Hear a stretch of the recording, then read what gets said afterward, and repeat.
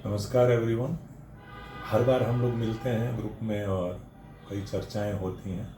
आप लोग अपनी इच्छा बताइए कि आप लोगों में से कोई बोलिए, आप लोग क्या सुनना पसंद करेंगे आज। सर, आप तो महादेव और विष्णु भगवान को लेके बहुत सारी स्टोरी हम लोग को सुनाए हैं पहले। तो आज आप अगर कोई देवी माता शक्ति को लेके कुछ बोलेंगे।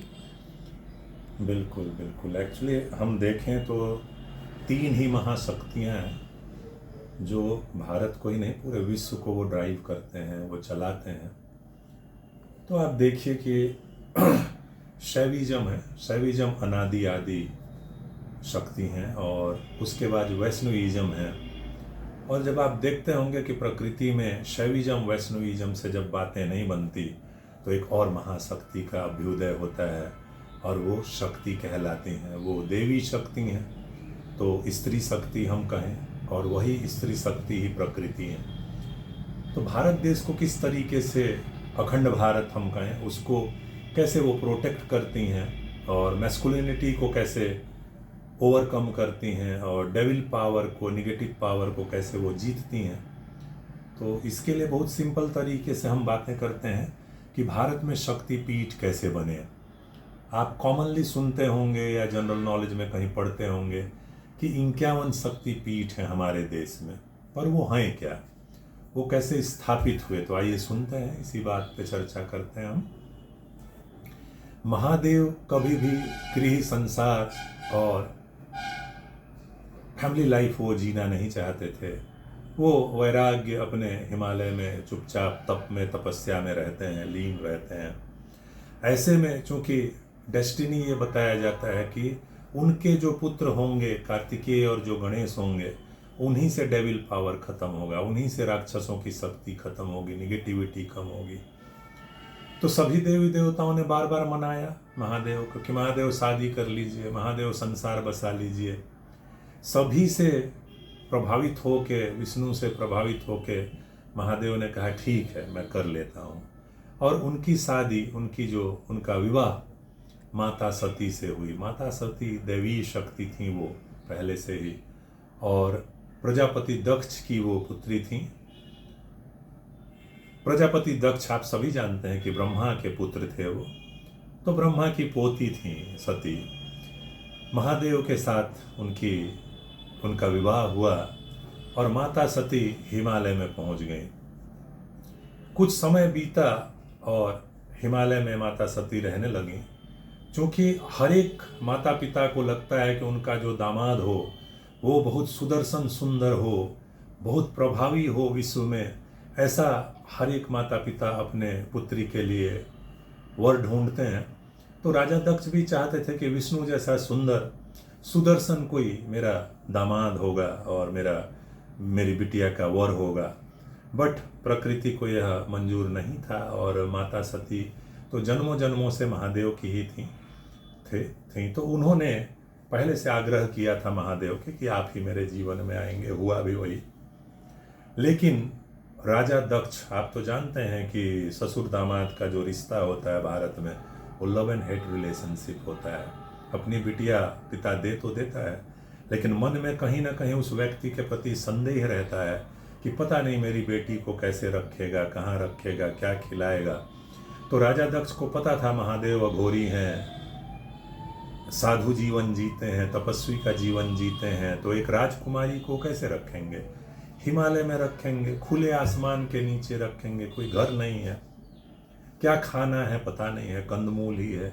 तो राजा दक्ष पिता ऐजे परेशान होते हैं, और शिव से वो नफरत करना भी शुरू करते हैं। पहले भी उनको लगता था कि ये कैसा दिखता है, देखने में भूत जैसा लगता है, भगवान जैसा दिखता नहीं, कोई ऑर्नामेंट पहनता नहीं, ऐसे ही रहता है जंगल में। तो सभी को लगता था कोई औघड़ है, कोई साधु है, कोई उजड़ा हुआ आदमी है, अघोरी कपाली लोग उन्हें साधारणतः कहते थे। तो राजा दक्ष ने महादेव को बदनाम करने के लिए और देवताओं के बीच में अपमानित करने के लिए एक बहुत विशाल यज्ञ का आयोजन किया। सभी को आमंत्रण निमंत्रण भेजा, परंतु महादेव को नहीं भेजा। और महादेव को इससे फर्क भी नहीं पड़ता कि उसे कौन बुला रहे हैं, कौन उनकी पूजा कर रहे हैं, और अगर कोई नहीं कर रहा है तो भी महादेव महादेव हैं। तो राजा दक्ष यज्ञ का आयोजन करते हैं, और जब उन्हें निमंत्रण नहीं जाता है तो नारद का काम तो आप जानते हैं। नारद हिमालय में अपेयर होते हैं, प्रकट होते हैं, और जाके माता सती से कहते हैं कि हे पुत्री, ये जो तपस्वी बैठे हैं, न इनका माता का पता, न इनके पिता का पता, न ही इनके परिवार का पता, ये तो ऐसे ही है अनादि, इनको पता ही नहीं खुद कहाँ से आए हैं, तो इनके में बेटा बेटी का प्रेम सब कहाँ से आएगा पुत्री। लेकिन तुम्हारे पिताजी यज्ञ करा रहे हैं, क्या तुमको निमंत्रण कार्ड भेजेंगे? ये बेटी के अंदर पिता के लिए प्रेम जागृत करके नारायण नारायण करते वहां से नारद जी अपना ड्यूटी करके चले गए। माता सती के अंदर पुत्री का प्रेम अपने पिता के लिए उमड़ना शुरू हुआ। उन्हें भी लगा कि हाँ, नारद जी ठीक कह रहे हैं, महर्षि देवर्षि ठीक कह रहे हैं कि मुझे बिल्कुल जाना चाहिए। महादेव के पास तपस्या में लीन वहाँ जाते हैं, ऐसे बातें होती हैं मन के मन से कि महादेव क्या मैं जाऊँ? तो जैसे हम आजकल कंप्यूटर में करते हैं तो कुकीज आता है, समथिंग कुकीज। महादेव कहते हैं silently something is cookies, don't go there.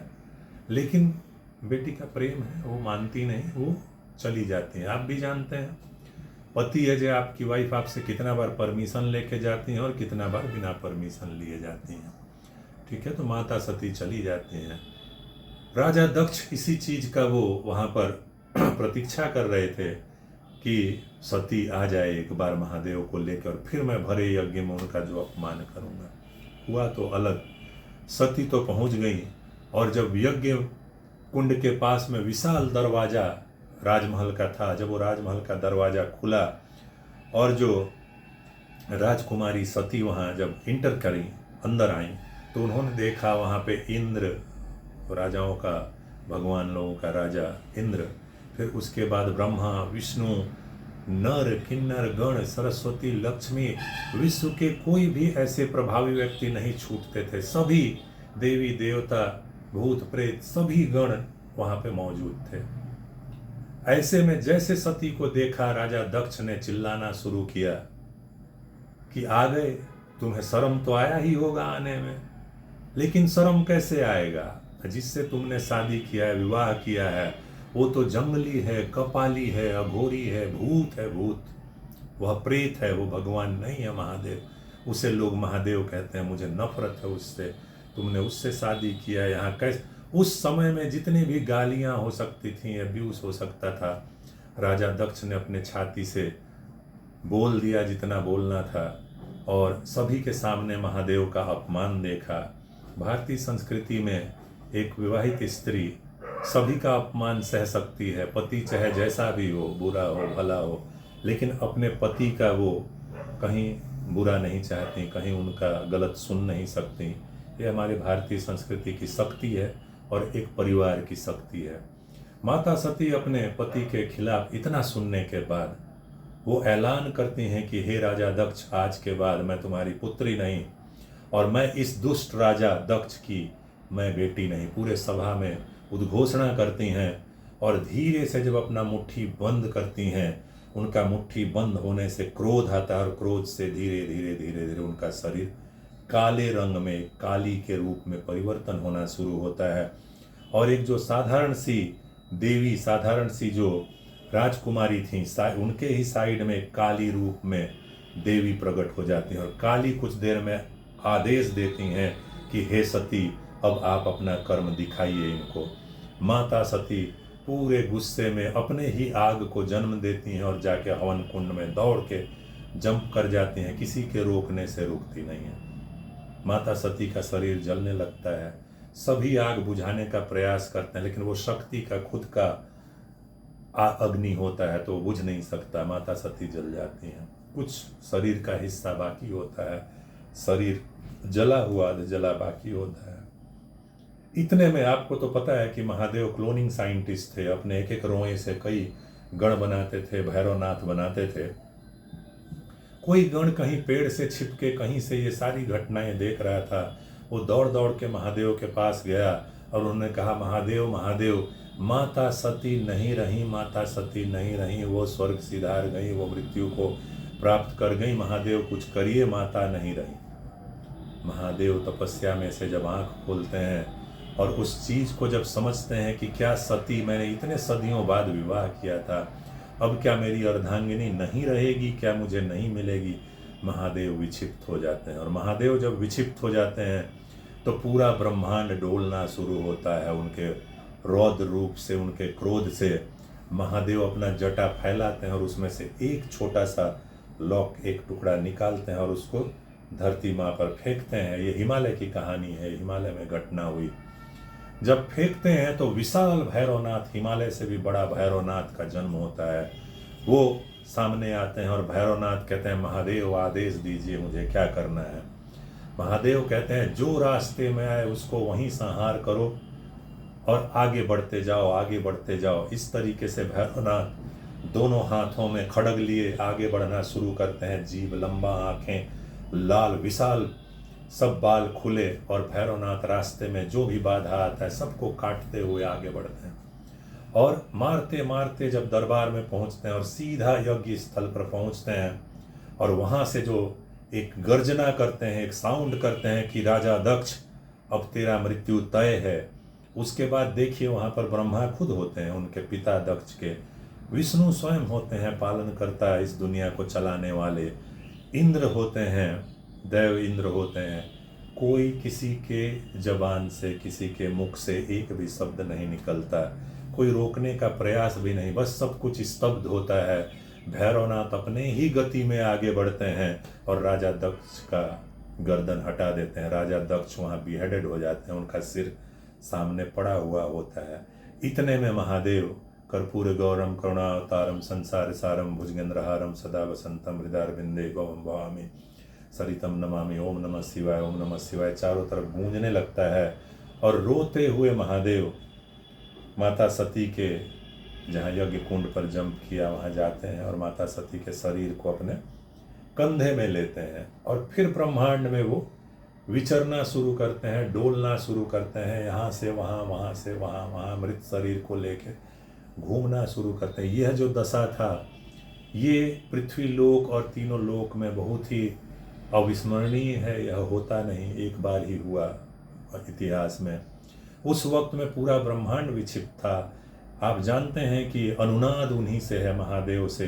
एक एक मॉलिक्यूल विश्व का अगर चल रहा है तो उनके संयोग से, उनके शांति होने से, उनके कृपा से चल रहा है। तो महादेव जब नाराज होते हैं तो एक एक पार्टिकल पूरे ब्रह्मांड का जिगजैग चलना शुरू होता है और ब्रह्मांड टूटना शुरू होता है। ऐसे में समुद्र, पृथ्वी, पाताल, वैकुंठ, सभी जगह से सभी लोग और पृथ्वी स्वयं, समुद्र देव खुद विष्णु के पास जाते हैं, कहते हैं त्राहि माम, हमें बचाइए, हमारे अंदर में और भी बहुत सारी शक्तियाँ, जीव चराचर हैं, सभी मर जाएंगे, तो आप महादेव को शांत करें हे ईश्वर।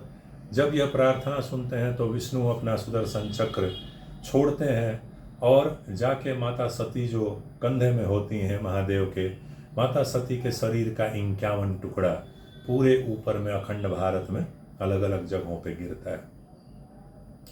जितने डेविल पावर हैं फिर से कोशिश करते हैं, चूंकि वो पिंड जो गिर रहा है, जो टुकड़ा गिर रहा है माता के शरीर का, फिर से देवी रूप में प्रकट होंगे, इसलिए उस छोटे छोटे पिंड को भी खत्म करने के लिए उतने जगह में महादेव ने भैरवनाथ मतलब 51 रूप लिया।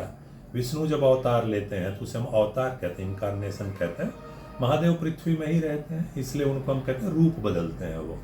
तो उन्होंने 51 रूप लिया उन माता सती के 51 शरीर के टुकड़े को सुरक्षित करने के लिए।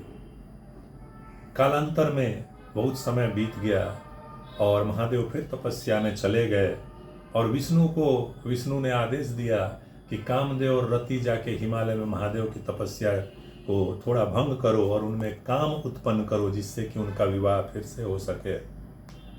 और ये दोनों जाते हैं, नृत्य करते हैं, महादेव का तपस्या थोड़ा भंग होता है और जब महादेव आंखें खोलते हैं तो कामदेव भस्म हो जाते हैं और रति भाग जाती है डर के मारे। बाद में कहीं किसी कार्यक्रम में, किसी उत्सव में महादेव होते हैं और उस समय नारद कहते हैं रति से कि महादेव अभी भोलेनाथ रूप में है, मन से बहुत प्रसन्न हैं, जाओ अपने पतिदेव को मांग लो। तो रति जाती हैं और कहती हैं कि महादेव अगर मेरे को रखना है तो फिर मुझे अकेले मत रखिए, मेरे कामदेव को वापस दीजिए, उनको वापस जिंदा करिए, और नहीं तो मुझे भी आप ले लीजिए, मुझे भी महाकाल के गाल में ले लीजिए। लेकिन महादेव खुश होते हैं, उन्होंने कहते हैं ठीक है पार्वती, जैसे आप देखेंगे कि त्रिपुर सुंदरी त्रिपुरा में माता का जो जंघा स्थल है वो पड़ा है, वैसे ही जो कामरूप कामाख्या, जो आजकल हम उसे गुवाहाटी कहते हैं, प्राग ज्योतिषपुर था, और वो जगह कामरूप के नाम से नीलांचल पर्वत के ऊपर में है। वहाँ माता का प्रोक्रिएशनल पार्ट, जहाँ बच्चे का जन्म होता है, वो पार्ट गिरा है, इसलिए आज भी वहाँ कोई मूर्ति नहीं है। माता कुंड के रूप में, एक जल कुंड के रूप में है, जहाँ पे आप सरस्वती, लक्ष्मी और फिर माता का कुंड आपको कामाख्या माँ का मिलेगा। तो महादेव ने कहा कि जैसे जैसे तुम उस मंदिर को बनवाना शुरू करोगे और 51 शक्ति पीठ में मंदिर बन जाएगा, और धीरे धीरे उसका प्रचार प्रसार करोगे, मंदिर के स्वरूप में जैसे जैसे आता जाएगा, वैसे वैसे कामदेव तुम्हारे पूरे शारीरिक रूप में तुमको प्राप्त हो जाएंगे। ऐसे भारत में 51 शक्ति पीठ, अखंड भारत में, जो आज कई छोटे छोटे देशों में विभाजित हो गया, उन देशों में भी आपको शक्तिपीठ मिलेगा। और इन शक्तिपीठ और 4 धाम, ये सब हमारे देश की ही महिमा है।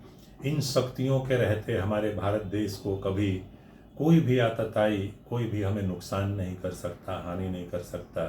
ये महादेव का, विष्णु का और माता शक्ति का जो इन्फ्लुएंस है, जो प्रभाव है, हमें सुरक्षित रखता है कि हम रोज़ सोते हैं, रोज़ सवेरे सुरक्षित उठते हैं।